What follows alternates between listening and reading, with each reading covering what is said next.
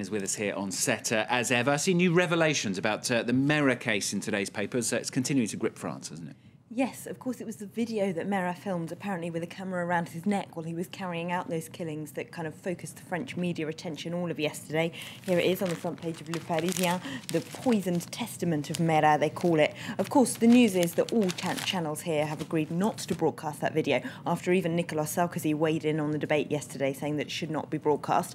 But the real question for the police is how Al Jazeera came to get that USB key that was posted to them with the video on. The video has been edited by someone since Mera filmed it. It was cut together with online videos of Islamist extremists and religious songs, and so they're not entirely sure if it was Mera himself who edited it, if he could have done that, and they're not sure it was him who posted it to Al Jazeera either, because it first turned up in a post office sorting office on Wednesday morning, by which time Mera was already under siege in his home in Toulouse. So he could possibly have posted it on Tuesday and then it was picked up late by the postman. But the police are looking, the paper says, for at least one, maybe more, accomplices that could have been involved in the editing and posting of Mera's video. They're also talking about his father in that paper, and also in Le Figaro. The father, of course, talked to France 24 yesterday and said that he wanted to sue the French state for killing his son, saying they could have knocked him out instead.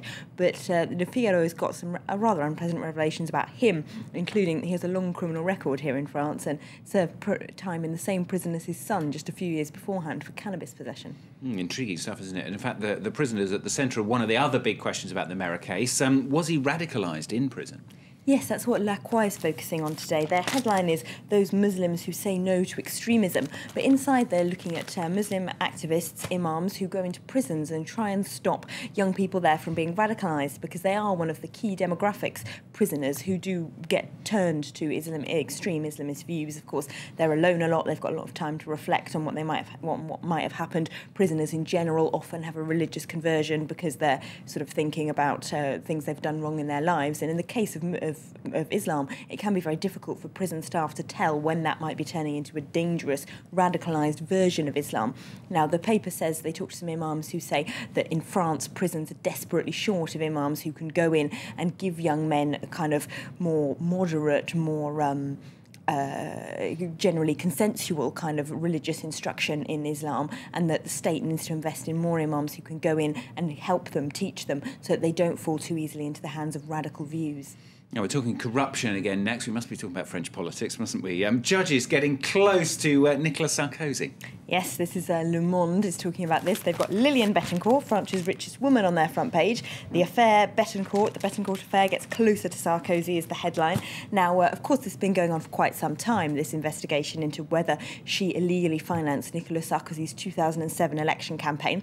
But judges in Bordeaux aren't going to let it go. They interviewed her wealth manager, Patrice de Maistre, last week, and he admitted that the Bettencourt family did fund the Sarkozy campaign in 2007, but within legal limits, he says. That's not enough for the judges. They want to know specifically about 2 cash withdrawals of 400,000 euros each that he made in spring 2007, which they think went to Sarkozy.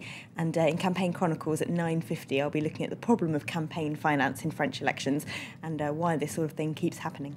OK, that coming up with Elena. Presidential election then. Latest on the polls. We've got some new polls, haven't we? Got some new scores on the doors over at Le Figaro. They, of course, a very pro-Sarkozy paper, say the gap is closing at the top between François Hollande and Nicolas Sarkozy.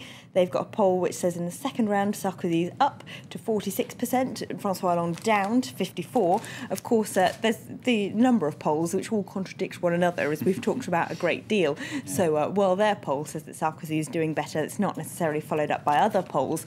Over in Libération, they've got Eva Joly, the Green candidate, on the front page, and she tells them Sarkozy has the same arguments as Marine Le Pen. So for Le Figaro, it's Sarkozy's tough line on security, law and order and immigration that's helping him do better after the Toulouse shootings. For Libération, though, it's intolerant and excessively right-wing, and it's putting voters off. And it does seem, when you look at the assortment of polls, there's about 10 different polling companies that do them. It does look like more of them agree with Libération's analysis, i.e. that Sarkozy has not got any benefit out of the Toulouse affair, at least not so far, than the ones that agree with Le Figaro's way of looking at things. The poll of polls, as they call it in the UK. Elena, thanks very much. Elena Casas here with the French newspaper review here on France 24. Here's the headlines then. A new